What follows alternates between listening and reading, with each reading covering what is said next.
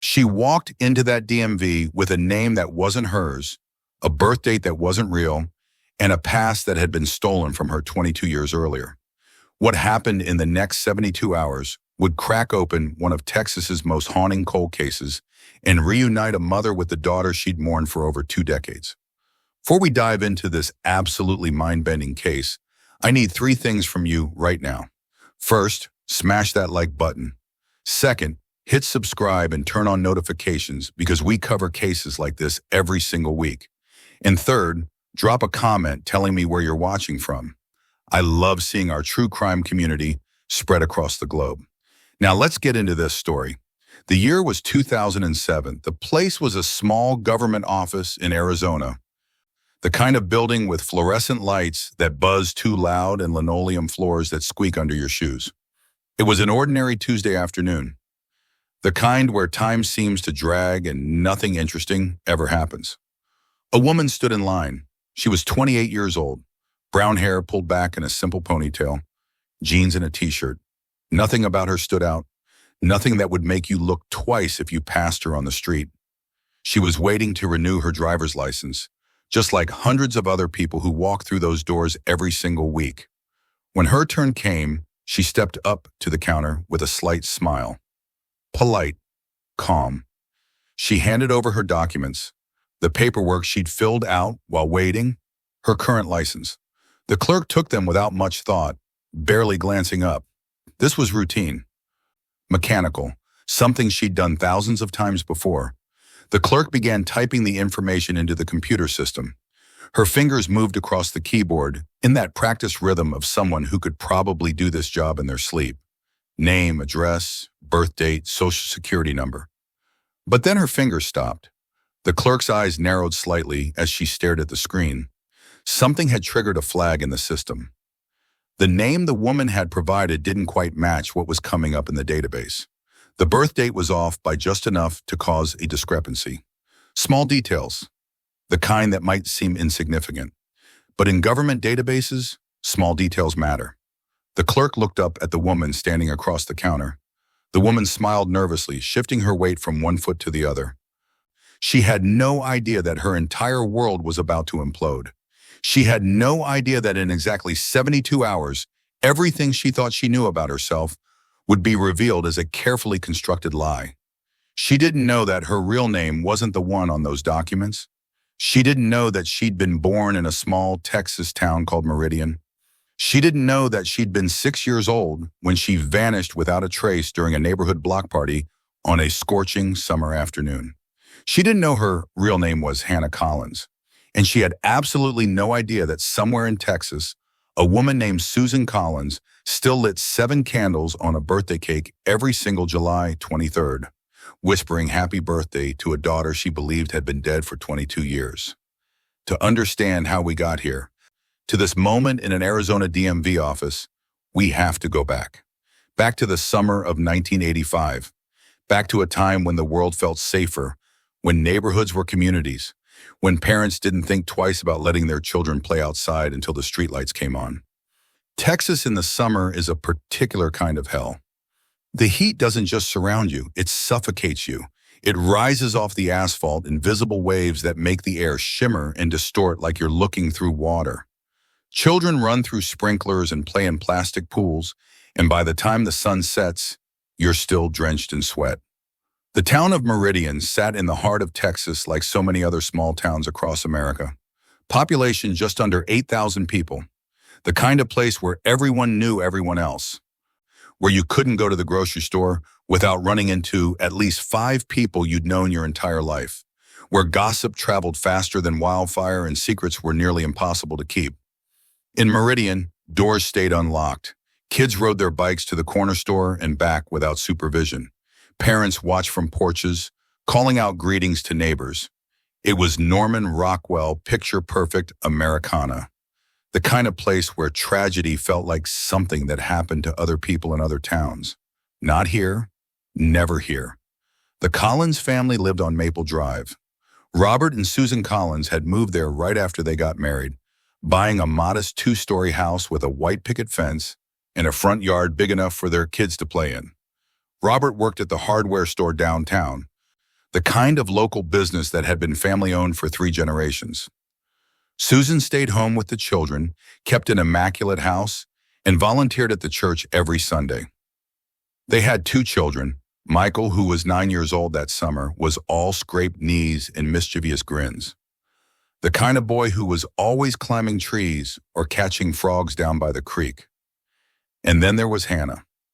Hannah Collins was 6 years old in the summer of 1985.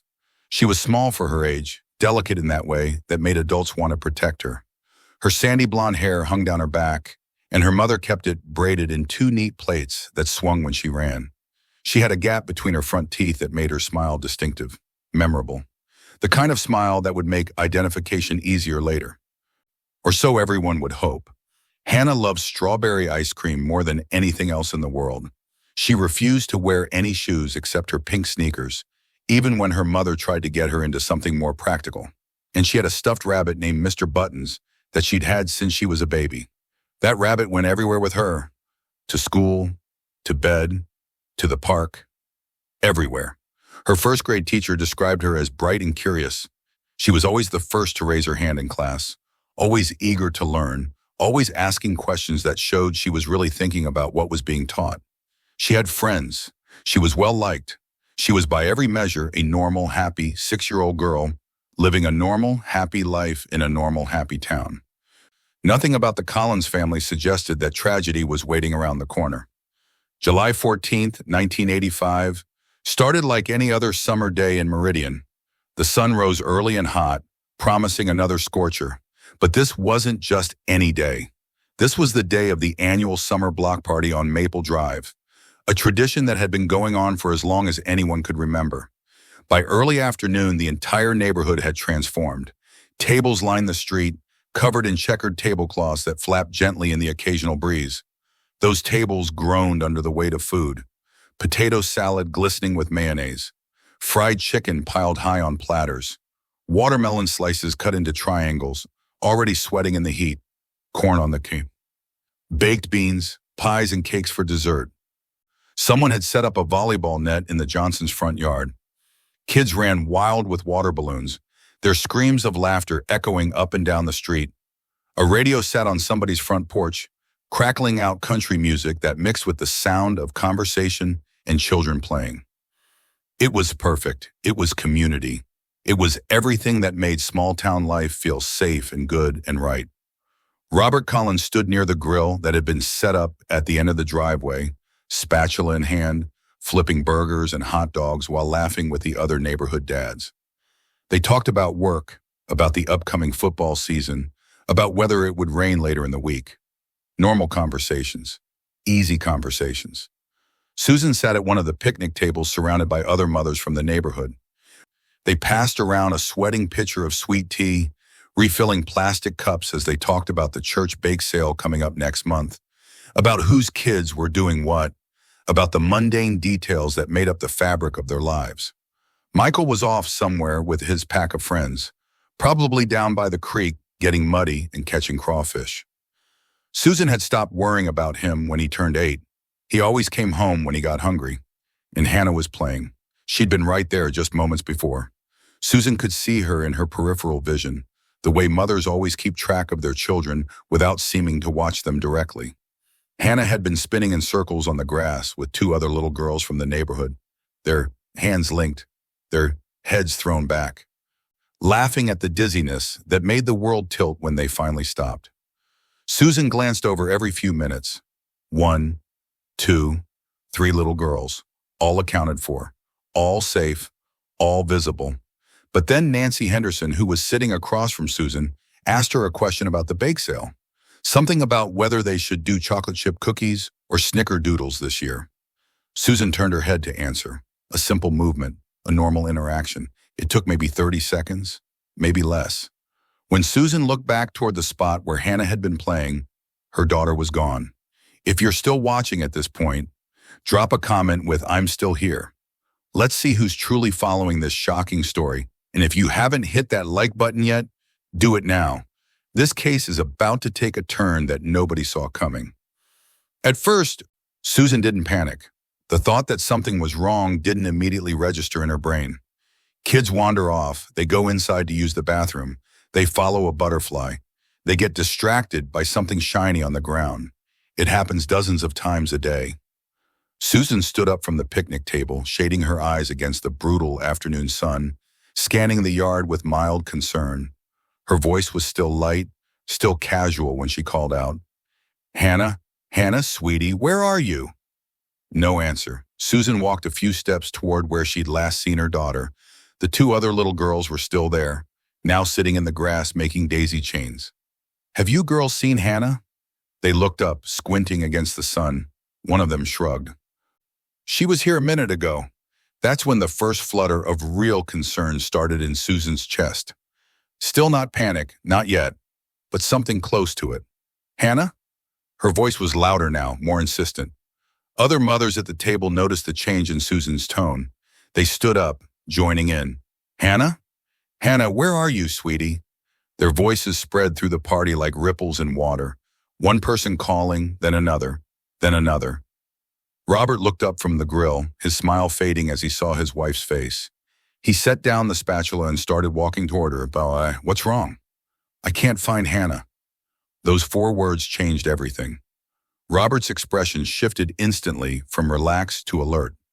"What do you mean you can't find her?" "She was right there." Susan pointed to the spot on the grass. Her hand was shaking. "She was playing with the other girls and I looked away for just a second. And now she's gone." The party stopped. The music kept playing from the porch, but no one was listening anymore. Conversations died mid-sentence. The volleyball game ground to a halt. Every adult in the neighborhood turned their attention to finding a 6-year-old girl with blonde braids and a gap-toothed smile. Someone ran inside to check the Collins house. Maybe she'd gone in to use the bathroom. Maybe she'd gotten thirsty and gone to get a drink. The house was empty. Someone else checked the garage. Not there. Another neighbor ran down to the creek where the boys were playing. Michael came sprinting back, his face pale, but he hadn't seen his sister. 5 minutes passed, then 10, then 15. The casual concern transformed into something darker. Something that made stomachs clench and hearts race. Parents started pulling their own children close, counting heads, making sure everyone was accounted for. People fanned out across the neighborhood. They walked through yards calling Hannah's name. They checked behind bushes, inside sheds, under porches, anywhere a small child might hide or get stuck. "Hannah! Hannah!" Their voices grew more desperate with each passing minute. Some people got in their cars and started driving slowly through the neighborhood, windows down, scanning front yards and side streets. Susan Collins stood in the middle of Maple Drive, turning in slow circles, her hands pressed to her mouth. Tears streamed down her face. This wasn't real. This couldn't be happening. Things like this didn't happen in Meridian. They didn't happen to families like hers. Robert had his arm around her shoulders, but his face was gray. His jaw was clenched so tight it looked painful. By the time someone called the police, 30 minutes had passed. 30 minutes in which a 6-year-old girl had simply vanished from a crowded neighborhood block party in the middle of a Sunday afternoon. The Meridian Police Department wasn't equipped for something like this. They dealt with traffic violations and the occasional bar fight. Maybe a domestic dispute now and then, but a missing child? This was unprecedented. Officers arrived within minutes. They started with the basics. When was she last seen? What was she wearing? Pink t-shirt with a unicorn on it, blue shorts, those pink sneakers she loved so much. Did she have any distinguishing marks? The gap in her front teeth, a small birthmark on her left shoulder. They asked if Hannah wouldn't go with a stranger. Susan shook her head violently. She'd talked to Hannah about stranger danger. Hannah was a good girl. She listened. She wouldn't just leave with someone she didn't know. But kids do things they're not supposed to do. Kids get scared or confused. Kids trust adults even when they shouldn't. The search expanded. More officers arrived from neighboring towns. Volunteers showed up from all over the county. By nightfall, over 200 people were searching for Hannah Collins. They walked through fields and woods. They searched abandoned buildings. They dragged the creek. Nothing. When the sun set and darkness fell, the temperature dropped, but the search continued. Flashlight beams cut through the shadows. Dogs were brought in, bloodhounds that were supposed to pick up her scent. They tracked to the end of the block and then stopped, circling in confusion, as if Hannah had simply vanished into thin air. The media descended within 24 hours, local news first, then regional, then national. A 6-year-old girl disappearing from a neighborhood party in broad daylight? It was every parent's worst nightmare, and it made for compelling television. Hannah's picture was everywhere. On the news, in newspapers, on flyers that were posted on every telephone pole and store window in a 50-mile radius. That gap-toothed smile looking out from thousands of pieces of paper, asking if anyone had seen her. Tips started coming in, hundreds of them. Someone thought they saw a little girl matching Hannah's description at a gas station 30 miles away. Another person swore they saw her getting into a blue sedan. The police followed up on every single lead, no matter how unlikely. Nothing panned out. Days turned into weeks. Weeks turned into months. The massive search efforts scaled back. The media moved on to other stories. Life in Meridian slowly, painfully, returned to something resembling normal. But not for the Collins family. Susan stopped sleeping. She kept Hannah's room exactly as it had been the day she disappeared. The bed made, Mr. Buttons sitting on the pillow, pink sneakers lined up by the door. She would sit in that room for hours, just staring at the walls, waiting for her daughter to come home. Robert threw himself into the search. He made it his full-time job. He created a website before most people even knew what websites were. He printed more flyers. He drove to other states following tips that the police had dismissed. He refused to give up. Michael, only 9 years old, stopped being a child. He became quiet, withdrawn. The light went out of his eyes. The case went cold. Years passed. 5 years, 10 years, 15 years. Hannah's picture aged on the website. Computer programs showed what she might look like as a teenager, as a young woman, but there was no trace of her. No body, no evidence, no closure. Susan kept having birthday parties every year. She would bake a cake, put candles on it that matched Hannah's age, and sing happy birthday to an empty chair. It destroyed Robert to watch, but he never asked her to stop. Most people assumed Hannah was dead. Statistically, that's what the evidence suggested. Children who disappear like that, without a trace, without witnesses, they don't usually come back. Not alive, but Susan refused to believe it. Mothers know, she would say. Mothers know when their children are gone. And Hannah wasn't gone. She was out there somewhere. Susan could feel it. Everyone thought it was grief talking, denial, the inability to accept an unbearable truth. But Susan was right. 22 years after Hannah Collins disappeared from Maple Drive, a woman walked into a DMV office in Arizona to renew her driver's license. The clerk noticed discrepancies in her paperwork. Small things. Details that didn't quite add up. The clerk called over a supervisor. The supervisor looked at the documents, looked at the computer screen, and made a phone call. That phone call led to another phone call and another. Within hours, law enforcement was involved. They asked the woman to come in for questioning, not under arrest. They were very clear about that. They just had some questions about her identification documents. The woman was confused but cooperative. She didn't understand what was happening. These were her documents. This was her name. This was who she'd always been. But it wasn't. DNA testing was ordered. It came back in 72 hours. The woman sitting in that interrogation room, the 28-year-old who thought she knew who she was, had a DNA match in the system. A match to a missing child case from Texas. Hannah Collins. The woman's name wasn't what she'd been told. Her birthday wasn't real. Her entire identity had been fabricated. She'd been living a lie for 22 years, and she'd had absolutely no idea. The story that emerged over the following weeks and months was devastating. Hannah had been taken by someone she knew, someone from the neighborhood, someone who'd been at that block party, someone who'd seen an opportunity when Susan Collins turned her head to answer a question about a bake sale. That person had raised Hannah as their own child, moving around frequently, always staying just ahead of any potential discovery. They'd created false documents, changed her name, told her stories about her past that weren't true. And because Hannah had been so young when she was taken, only 6 years old, Her memories of her real family had faded and blurred and eventually disappeared altogether.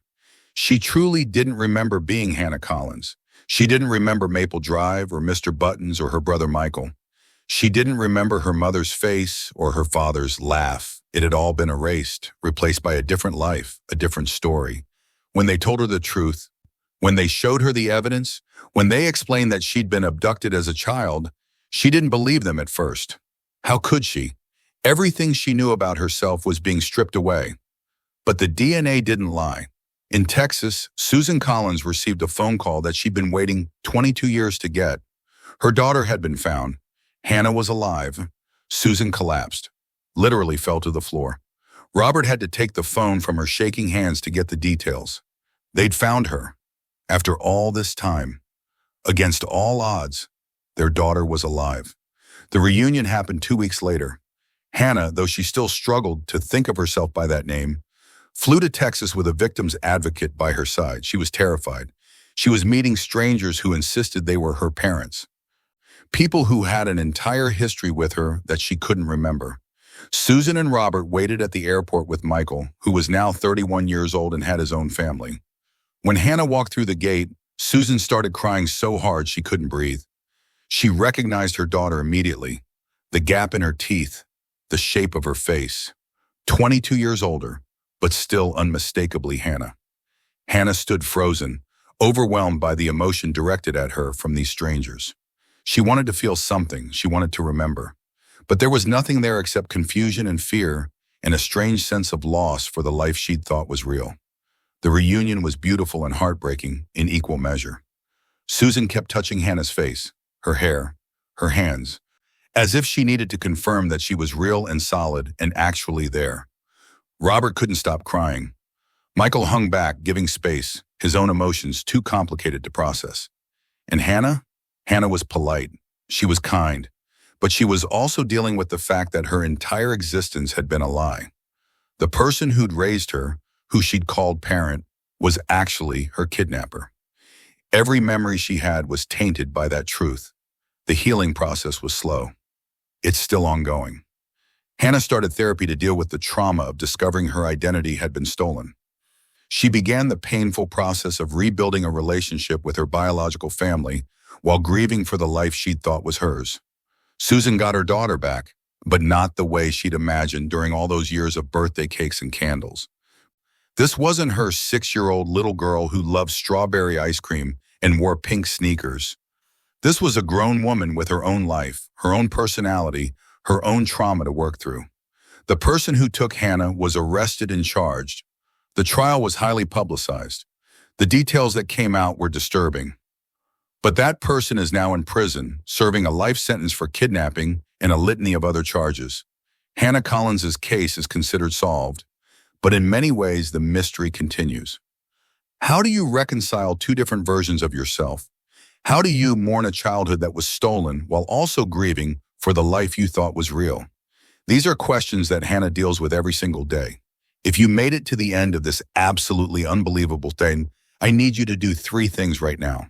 First, hit that like button if this story affected you the way it affected me. Second, subscribe and turn on notifications because we cover cases like this every single week and you won't want to miss them. And third, drop a comment telling me your thoughts on this case. How do you even begin to process something like this? I'll be reading every single comment and I love hearing from you. Thank you so much for watching and I'll see you in the next one.